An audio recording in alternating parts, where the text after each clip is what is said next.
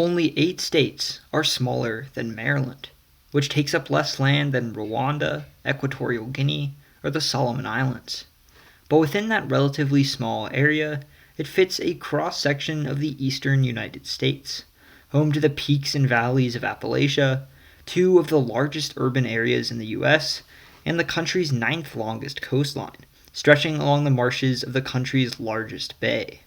The traditional border between North and South. Today, it's one of 6 majority-minority states, with people of color making up over half of Maryland's population, and it is the wealthiest state in the Union. With its historical and modern significance, large population, and diverse physical environment, Maryland is a fascinating state, and the 7th place I'll cover in the U.S. Explained, a 56-part series on every state, territory, and federal district in the country, by order of admission.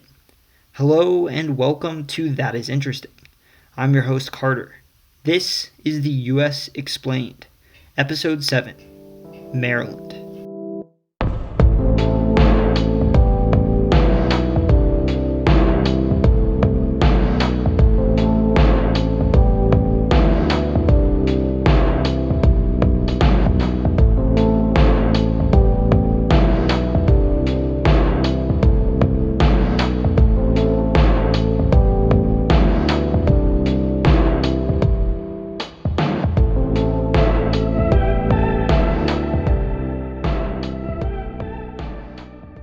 Before I get started, sorry that I haven't uploaded a US Explained video in a while.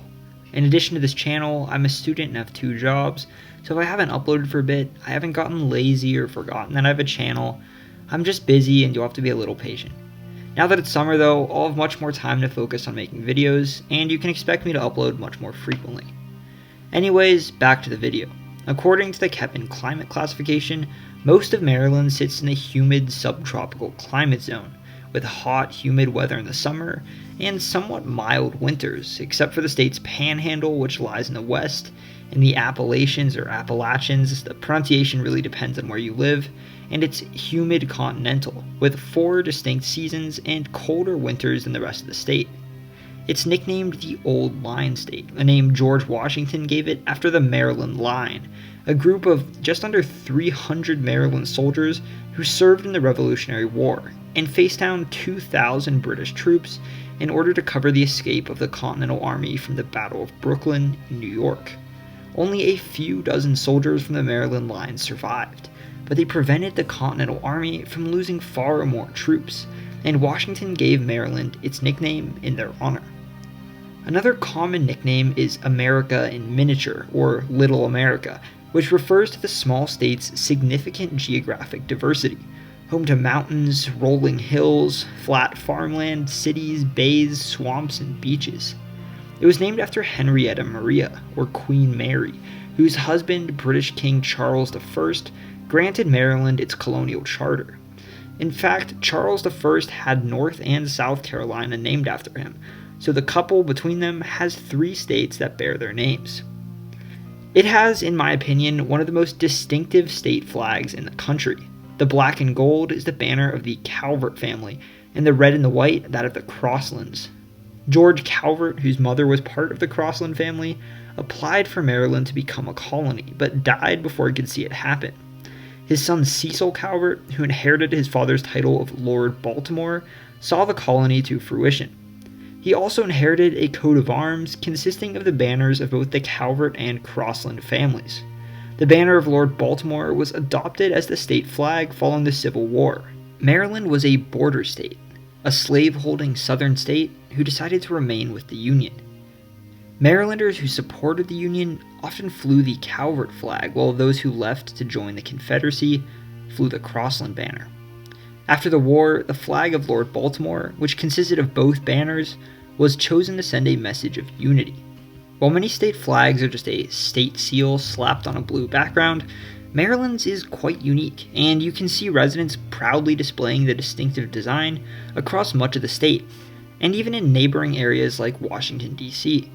The flag of Baltimore, Maryland's largest city, whose name comes from Cecil Calvert's title, makes use of the Calvert banner, and it also gave its name to a bird that lives throughout the Western Hemisphere, but which, due to its black and gold feathers, is named the Baltimore Oriole.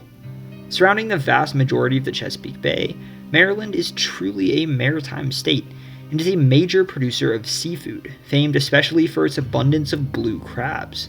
It produces half of all blue crabs in the country, often served in Maryland with Old Bay, a seasoning that's very popular across the state.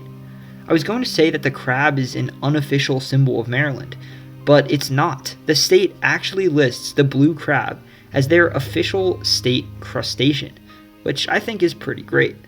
I've seen a lot of bumper stickers in and around Maryland and in other parts of the country showing the Maryland flag in the shape of a crab, and both are really common symbols. While its land area of 9,707 square miles, or 25,141 square kilometers, makes Maryland one of the smallest states in the country, it has a fairly large population, with over 6 million people living within its borders. This gives it a population density of 618 people per square mile, or 238 per square kilometer, a similar population density to Liechtenstein or Luxembourg. It borders 4 other states and 1 federal district. I'm about to talk about Maryland's borders, and it is probably one of the most oddly shaped states in the country, so I'm hoping you'll be able to follow along with me on this one. It shares its entire northern border, a straight east-west line, with Pennsylvania, and the northeastern and northwestern corners of the state are not too far from Pittsburgh and Philadelphia, respectively. You've probably heard of this border, named the Mason-Dixon line, after the people who surveyed it, done to resolve a border dispute between the Penn and Calvert families, who founded Pennsylvania and Maryland as colonies. It became the traditional border between the northern and southern U.S., and many people still consider Maryland a southern state. However, over time it has become more and more associated with the northeastern U.S., and today has major cultural distinctions from many states that are thought of as southern. It's often grouped in the mid-Atlantic, together with states like New York, Pennsylvania, Delaware, New Jersey, and sometimes Virginia and West Virginia, but whether it is still a southern state or is now more part of the North is a cause for disagreement. Personally, I'd say it's a bit of both, but more northern than southern. Just northeast of the tip of the Chesapeake Bay, the Mason-Dixon line becomes a north-south border, again a mostly straight line that it shares with Delaware, slicing down the Delmarva Peninsula. Further south, it takes a sharp turn east, heading for 35 miles or 56 kilometers to the Atlantic Ocean, which has a 30-mile or 50-kilometer coastline on. The southern tip of the Delmarva Peninsula is the eastern shore of Virginia, cut off from the eastern shore of Maryland by an east-west border that cuts across the Chesapeake Bay, splitting some of its marshy islands between the two states. The border reaches the Chesapeake's western shore at the mouth of the Potomac River, which is at this point a wide tidal estuary, almost an arm of the bay itself. Unlike some river borders, which often cut through the middle of the waterway, Maryland, for pretty much the entire length of its border, controls all of the Potomac, the whole way up to the Virginia side of the river. The river makes up the entirety of Maryland's southern border, and along with the fact that the Chesapeake Bay cuts the state in two, is in large part responsible for the state's odd shape, creating the Panhandle in western Maryland. Partway up the Potomac, in between Maryland and Virginia, a rectangular notch is carved out of the state. It is, of course, the District of Columbia, home to Washington, the capital city of the United States. The 14th video in this series is going to be on DC, but due to the extent to which the city's suburbs stretch into both Maryland and Virginia, and the resulting massive impact the district has in nearby parts of both states, you'll get to learn a good bit about Washington, DC in this video and the one on Virginia as well. As the border follows the Potomac back into the Appalachians, it changes from a border with Virginia to a border with West Virginia, and it gets very close to the border with Pennsylvania that I discussed earlier. When I say very close, I mean very, very close. At the town of Hancock, at the thinnest section of the Panhandle, the state is only 1.85 miles wide.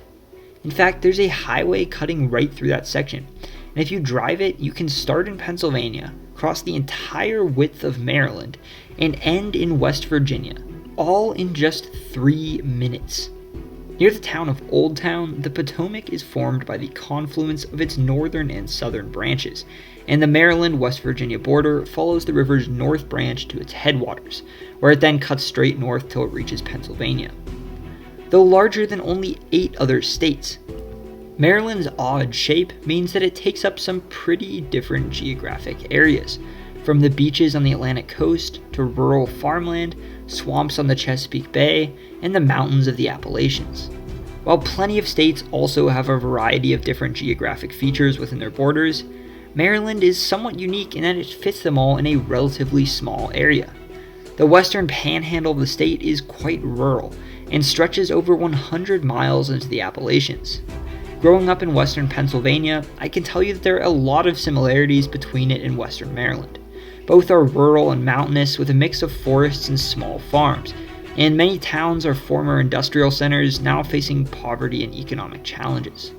The region's 2 main population centers are Cumberland and Hagerstown.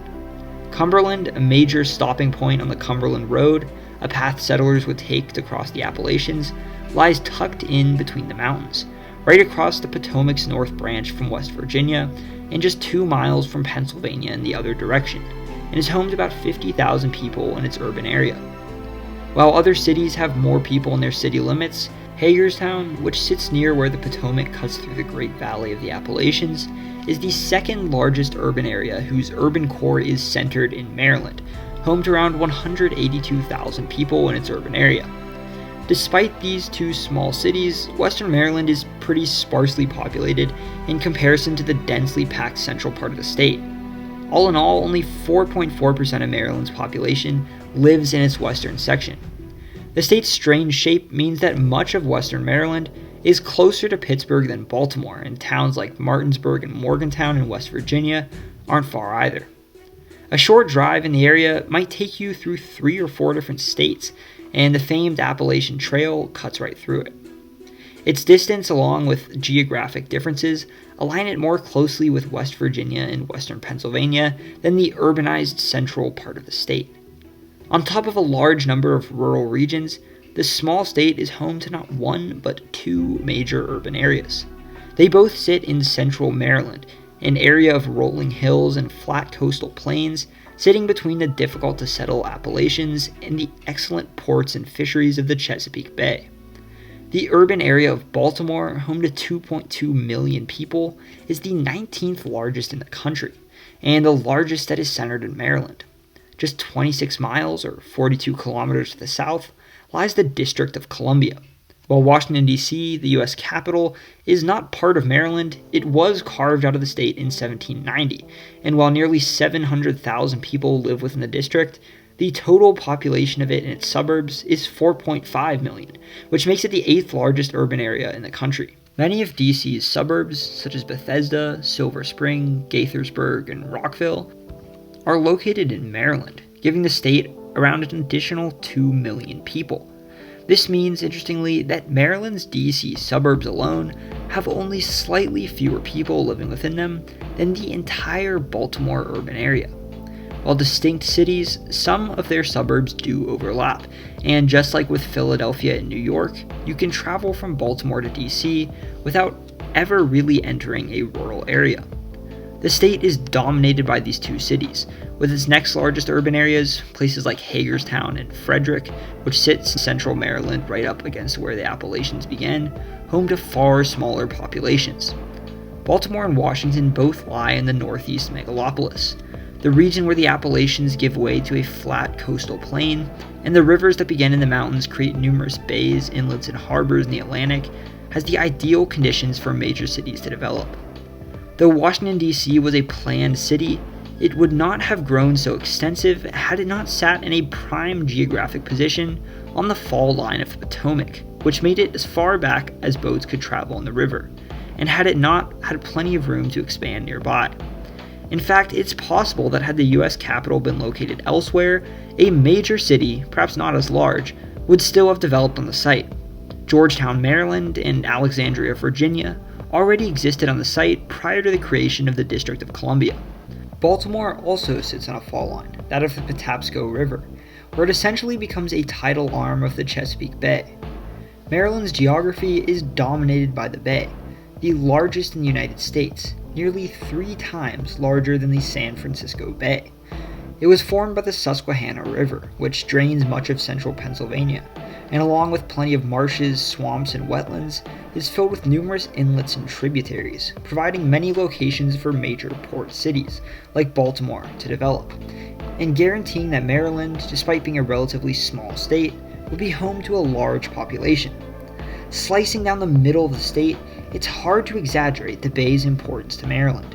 It's the reason Baltimore is the 16th busiest port in the country, the reason Maryland's a major center of trade and transportation, and the reason its fishing and seafood industry is so prominent. In addition to Baltimore, towns like Havre de Grace, located where the Susquehanna, which flows through Maryland for just 15 miles, meets the bay, Aberdeen, and of course the capital city of Annapolis, all sit on the Chesapeake Bay in central Maryland, and the DC suburbs are only about 10 miles away. The bay also divides Maryland physically in two. There are only 2 ways to get to the eastern shore of Maryland, which shares the Delmarva Peninsula with Delaware and Virginia without leaving the state, crossing the Bay Bridge from outside Annapolis, or driving through a stretch of land less than 3 miles wide that sits between the bay and the Delaware border. The Chesapeake and Delaware Canal, which makes it easier for boats to travel from, say, Philadelphia to Baltimore, has essentially fully severed the eastern shore from the rest of the state. It's very rural and agricultural. Just as with neighboring Delaware, it's home to a major chicken farming industry, and most of the area is farmland. Like all of Maryland, fishing and catching seafood is a major economic driver on the eastern shore. Its largest urban area, the inland town of Salisbury, has a population of just under 100,000 people. The region altogether is home to 449,000 people, or 8% of the state. For comparison, Baltimore's city limits alone hold 609,000. It's low-lying, marshy, and flat, and it has a coastline on both the Chesapeake and the Atlantic. The barrier islands on the Atlantic coast are home to most of the state's beaches, and the coastal town of Ocean City is a popular tourist destination, home to boardwalks and high-rises along the beach. Though home to under 7,000 people, Ocean City gets a stunning 8 million visitors each year, many of whom are summer vacationers from Baltimore and DC. Assateague Island, split between the eastern shores of Maryland and Virginia, is home to the famous Assateague horses, or as they're sometimes known, Chincoteague ponies. These wild horses have lived on the barrier island for centuries, with legends saying their ancestors fled from a Spanish galleon that wrecked off the coast. The more probable theory is that they are descended from horses kept on the island by the colonists. Regardless, these wild horses are fascinating. They roam around the marshes and beaches of the island and participate in a yearly event in Virginia called the pony penning, in which some of them swim to the mainland. Numerous indigenous peoples lived in Maryland prior to its colonization. The Massawomack lived in the west, the Piscataway, Nanticoke, and Susquehannock around the Chesapeake Bay, the Nacotchtank where the DC suburbs are today, and the Pocomoke around the southern part of the eastern shore. Colonists arriving from Europe brought with them highly contagious diseases like smallpox that the native people of the Americas had not yet been exposed to. Such diseases ended up killing an estimated 90% of Native Americans. Those that did survive often clashed with, and at times were massacred by, European colonists, who continued expanding their settlements and pushing the native population westward. The Massawomack and Susquehannock were enemies of the Seneca, members of the powerful Iroquois Confederacy, and many died at the hands of Iroquois attacks. Those that did survive were scattered, with some assimilating with the Seneca and other native peoples. Many Nacotchtank were killed or displaced by English colonists, and those that did survive joined with the Piscataway. Many Piscataways still live in Maryland today, and 2 tribes in the state have state but not federal recognition. The Pocomoke people remain in Maryland's eastern shore as well, and the Nanticoke live in Maryland and other parts of the mid-Atlantic, as well as Ontario and Oklahoma. Like I mentioned before, Maryland was founded by the Calvert family. George Calvert, the first Lord Baltimore, initiated the creation of the colony, but died before King Charles gave him a charter to establish it. His son Cecil, the second Lord Baltimore, received the charter soon after, in 1632, and named the colony after King Charles's wife, building a capital city near where the Potomac meets the Chesapeake Bay, which they called St. Mary's City, but the capital was later moved further upstream to Annapolis. The Calverts were Catholic, and Catholics were often persecuted by the Protestant majority in England, so they sought to create a colony where Catholics could live and practice their religion in peace. Maryland was initially an appealing place for Catholics to move, and what was far from having a Catholic majority, adherents of Catholicism made up a substantial proportion of the colony. However, things did not go the way the Calverts planned, and nearby Puritan settlements waged war on Maryland. At one point, Puritans took control of the colonial government and outlawed Catholicism, and Catholic churches were burned to the ground. Despite the Calverts' intentions in the colony, Maryland did not really become a safe place for Catholics to practice their faith until after they became a state. Initially very agricultural, Maryland was dependent on labor from at first indentured servants and then enslaved people brought from Africa, who were forced to grow and harvest tobacco, the economic driver of the colony. Maryland joined the American Revolution, rebelling against British rule, and after the Revolutionary War on April 28, 1788, ratified the U.S. Constitution, becoming the seventh state to join the country. Baltimore and Annapolis each at one point served as the capital city of the United States, and when a site for the permanent capital was chosen, it was carved out from Maryland and Virginia. Virginia, however, took their contribution back, and so the current District of Columbia consists completely of the land that Maryland donated.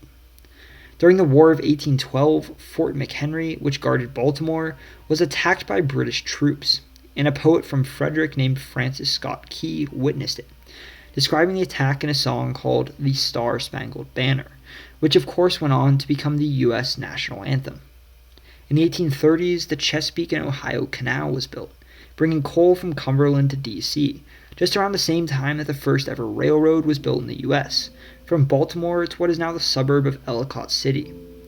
It was the beginning of the Baltimore and Ohio, or B&O, Railroad, which would stretch across much of the East and Midwest. One of the most influential Marylanders in history was Frederick Douglass, who was born on the Eastern Shore into slavery and escaped, becoming a famed orator, author, and voice of the abolitionist movement. Another Marylander who escaped slavery and became a renowned abolitionist leader was Harriet Tubman, who led dozens of enslaved people to freedom across the Underground Railroad. During the Civil War, though a slave-holding southern state, Maryland remained with the Union, though many residents of the border state were bitterly divided, with some supporting the Union and others supporting the Confederacy. The same state that gave us Frederick Douglass and Harriet Tubman also produced John Wilkes Booth, who assassinated Abraham Lincoln, and a plot to assassinate the incoming president in Baltimore en route to his inauguration would have likely been successful had it not been foiled by detectives. Some of the first deaths of the war occurred in Baltimore, and its most brutal battle took place outside of the western Maryland town of Sharpsburg. Known as the Battle of Antietam, it saw 23,000 casualties, including 3,600 deaths in a single day alone. To this day, the second deadliest day in U.S. history, after only the Galveston hurricane of 1900 in Texas. The result of the battle led to Lincoln's signing of the Emancipation Proclamation, which freed all enslaved people in the Confederacy. After the war, Maryland's status as a major port and railroad center grew. Cumberland, on the Chesapeake and Ohio Canal, became the second largest city in the state, bringing coal from the Appalachians to the industrial centers of the East Coast. In 1904, much of Baltimore burned to the ground in an incredibly destructive fire. Since World War II, Maryland has been changing rapidly. The tobacco industry pretty much died out in the Eastern Shore, and coal production in the West, as well as manufacturing in Baltimore, is heading the same way. In Baltimore, this has contributed to high levels of poverty and crime, and the city has the saddening distinction of having one of the highest murder rates in the country, second only to St. Louis out of major cities. At the same time, the Maryland suburbs of Baltimore and D.C. have become increasingly well off, with high-paying jobs in business, government, medicine, education, and defense, building a high-earning workforce in suburban counties like Montgomery County. In fact, Howard County, a suburban county of Baltimore, is the second wealthiest county in the entire country, after just Loudoun County, the suburban county of DC in Virginia. As the seat of the US government and center of the 8th largest urban area in the country, Washington, D.C. is an economic powerhouse. Plenty of corporations, agencies, and nonprofits want to have headquarters or offices there. But the District of Columbia is relatively small in terms of area, and with height limits on all buildings, there is very limited space. This means that the District of Columbia is a very expensive place to live. Companies and organizations make it priced out of it and choose to open headquarters in the suburbs instead, or leave the DC metro altogether for nearby Baltimore. Major companies and even government agencies like Marriott, the Ritz-Carlton, Geico, the National Institutes of Health, and the Food and Drug Administration are all located in Maryland's DC suburbs. Even Washington, D.C.'s NFL team plays at the FedEx Field in Landover, Maryland. Similarly, people who work in the district may not be able to afford to live there and reside in Maryland instead. The two major suburban counties of D.C. located in Maryland are Montgomery County and Prince George's County, home to major suburbs like Gaithersburg, Rockville, Bethesda, College Park, home to the University of Maryland, Bowie, and Silver Spring. Lots of Maryland suburbs are on the Metro, DC's transit system, and the longest escalator in the Western Hemisphere is located at the Wheaton Station in Maryland. Having lived in DC for a short time, I can attest some of the Metro's escalators are ridiculously long, like you feel like you're going to fall off when you're at the top. Prince George's County is home to Joint Base Andrews, where the president lands after taking off from the White House lawn in Marine One, the presidential helicopter, to board Air Force One. Catoctin Mountain Park, located in the mountains of western Maryland and Frederick County, is home to Camp David, the presidential retreat which has been known for hosting high-profile diplomatic summits. Baltimore, which as I mentioned earlier is the 19th largest urban area in the country and the largest in the state, sits at the mouth of the Patapsco River on Chesapeake Bay. Historically a major port and center of trade, transportation, and industry, it has since unfortunately become known for its economic decline, which has come with job loss, poverty, and crime. The city's population has been dropping for decades, and many buildings are left completely empty. Despite its significant challenges, Baltimore is still an incredible city that is Maryland's heart and soul. Most of Maryland's tallest buildings are located in the city, with older brick buildings sitting side by side with the modern skyline of Baltimore's Inner Harbor, a redeveloped dockside neighborhood that has become the city's premier tourist destination, home to attractions such as the National Aquarium. It even has its own Washington Monument, located in the historic Mount Vernon neighborhood, which was made before the more famous monument in DC, and was designed by the same architect. Baltimore has more historic buildings than any other city in the entire country, with the National Register of Historic Places, part of the National Park Service, marking a stunning 1/3 of all the city's buildings as historic places. Famed poet Edgar Allan Poe is from Baltimore, and the city's football team, the Baltimore Ravens, take their name from perhaps his most well-known poem. In addition, baseball legend Babe Ruth is from Baltimore as well. Both of the major league sports teams representing Maryland play out of Baltimore, with their football team, the Ravens, playing in the city's M&T Bank Stadium, and their baseball team, the Baltimore Orioles, at the city's famous Camden Yards. The Baltimore Sun is the largest Maryland newspaper in circulation, and the city is home to the renowned Johns Hopkins University, known for its programs in medicine and science. The Social Security Administration is headquartered in Baltimore, as well as companies like McCormick, which of course makes Old Bay, and Under Armour, with its location on Chesapeake Bay contributing to a major maritime culture. Baltimore is known for having delicious seafood, especially crab cakes and other crab-related cuisine. The final city I'm going to talk about is Annapolis. It's nowhere near the size of Baltimore or the DC suburbs, home to just 39,000 people in its city limits, but has an outsized influence on the state. It sits in Anne Arundel County, right on the Chesapeake at the mouth of the Severn River, and is a similar distance from both DC and Baltimore, but manages to just escape the suburbs of each. It's an old, historic town, home to beautiful red brick streets and buildings. With boats docked throughout numerous tidal inlets cutting through it, it's sort of a quintessential Chesapeake Bay harbor town. Annapolis is the capital city of Maryland, the closest state capital to the U.S. Capitol, And its beautiful state house, built in 1772, making it older than the country, is the oldest state capitol building still in use today. Much of the city is taken up by the U.S. Naval Academy, another prestigious school which prepares people to serve in the Navy and the Marines.